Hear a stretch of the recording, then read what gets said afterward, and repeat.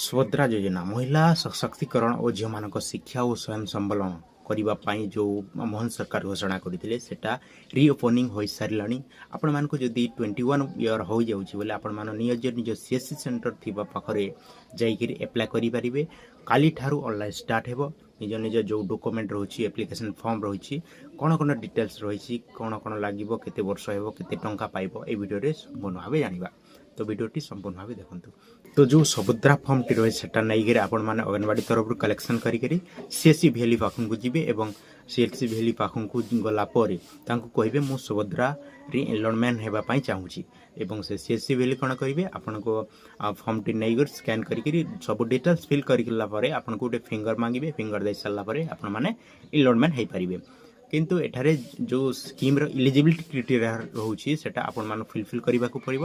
କୌଣସି ବି ସେଣ୍ଟ୍ରାଲ୍ ବା ଷ୍ଟେଟ୍ ଗଭର୍ଣ୍ଣମେଣ୍ଟରୁ ଆପଣମାନେ 18,000ରୁ ଅଧିକ ପଇସା ପାଉନଥିବେ। ଆପ୍ଲାଏ କରିବା ପୂର୍ବରୁ ଗୋଟିଏ କଥା ଧ୍ୟାନ ରଖିବେ, କାରଣ ଆପଣ ବହୁତ ଝିଅମାନଙ୍କ ଯେଉଁ ମହିଳାମାନଙ୍କର କ'ଣ ହେଉଛି DBT ଲିଙ୍କ୍ ନାହିଁ। DBT ଲିଙ୍କ୍ ନଥିବ ତାହେଲେ ଆପଣଙ୍କର ପଇସା ପଡ଼ିବ ନାହିଁ। ଯେତେ ଜଣା କଲେ ମଧ୍ୟ ରିଜେକ୍ଟ ହେଇଯିବ। ତ ପ୍ରଥମେ ଆପଣ ବ୍ୟାଙ୍କ ଆକାଉଣ୍ଟ ସହିତ DBT ଲିଙ୍କ୍ କରିଦିଅନ୍ତୁ।